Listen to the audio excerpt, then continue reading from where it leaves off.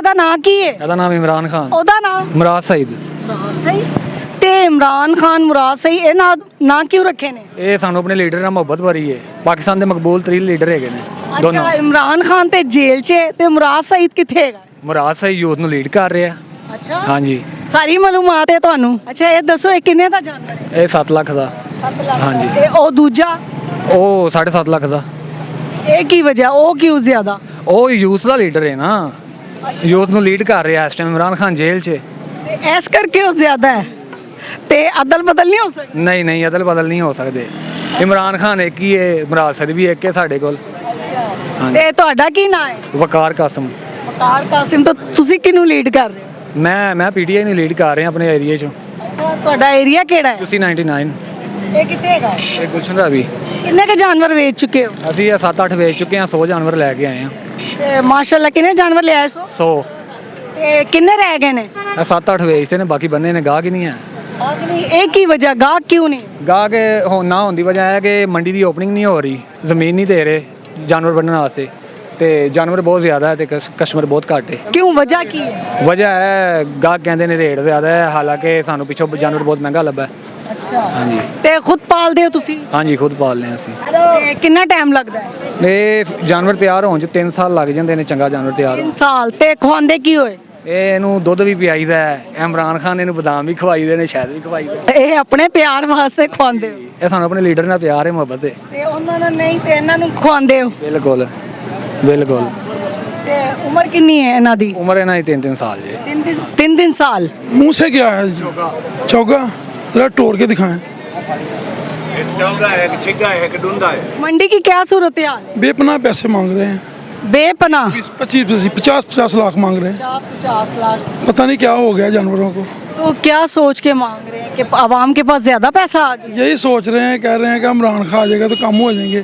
मेरे ख्याल में अगर नवाज शरीफ के दौर में कम नहीं हुए तो उसके दौर में कहाँ होंगे। बाहर चारा है 350 रुपए मन, अंदर चारा 1000 रुपए मन। हम इसकी क्या वजह है? इसकी वजह ये मंडी वाले से पूछे ना, माफिया। हम इधर क्या कर सकते हैं?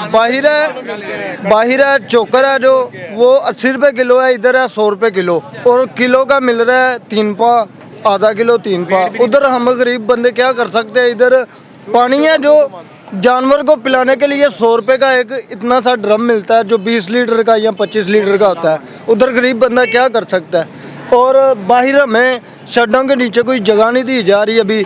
इधर हम गर्मी में धूप में हमारे जानवर खड़े होते हैं, इधर हम कुछ भी नहीं कर सकते। इधर कोई सूरत हालात।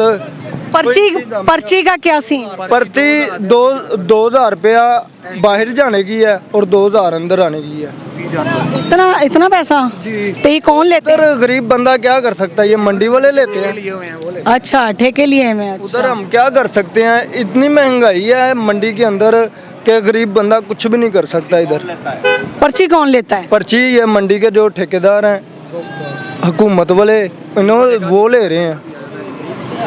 ये तो कह रहे थे सारे फ्री मंडी है। अभी वो ओपनिंग नहीं कर रहे, इसलिए अभी कुछ भी नहीं कह पा रहे हम। अच्छा, ओपनिंग हो जाएगी तो फिर ये हो जाएगा फ्री? पता नहीं, शायद हो जाए। ये तो आप लोग आए कहाँ से? हम इधर लाहौर के ही हैं जी। तो शाम को अपने घर चले जाते हैं अपने मवेशियों के साथ? अपने मवेशियों के साथ जानवरों के पास रहना पड़ता है। कौन डेली घर लेके जाए और लेके आए? इनका इतना खर्चा पड़ जाएगा। एंट्री कौन दे डेली? अच्छा, चलें, अल्लाह खैर कर। आदमी उधर कुछ नहीं कर सकता। इतनी महंगाई है मंडी के अंदर। क्या? गाड़ी से माल उतारने का भी 8-8 हजार रुपया ले लेते हैं, चक्के पर लगाने का। जी, एक जानवर के? जी जी, 2-2 3-3 हजार पूरी गाड़ी का गाड़ी नीचे उतारने का गाड़ी माल में से जानवर उतारने के। हुकूमत से हम ये दरख्वास्त करना चाहते हैं कि आप इधर परदेसी अवाम अपने घरों को छोड़कर इतनी दूर से कमाने के लिए आई है, और जब इतनी महंगाई की वजह से वो कुछ भी ना कमा के लेके जा सकेंगे तो उधर गरीब बंदा क्या कर सकता है? आपकी मेहरबानी, आप इंतज़ामिया को, मंडी की इंतज़ामिया को कुछ थोड़ा सा हदायत करें कि इधर थोड़े से असूल पसंद लोग, इनकी आप फरमाइश वगैरह मतलब जो भी है आपको करनी चाहिए इंतज़ामिया को। ना कोई अंदर पानी की सहूलत मौजूद है, ना कोई वाशरूम वगैरह की कोई सहूलत मौजूद है। अच्छा। या मंडी में इंतज़ामिया को चाहिए कि सहूलतें दें।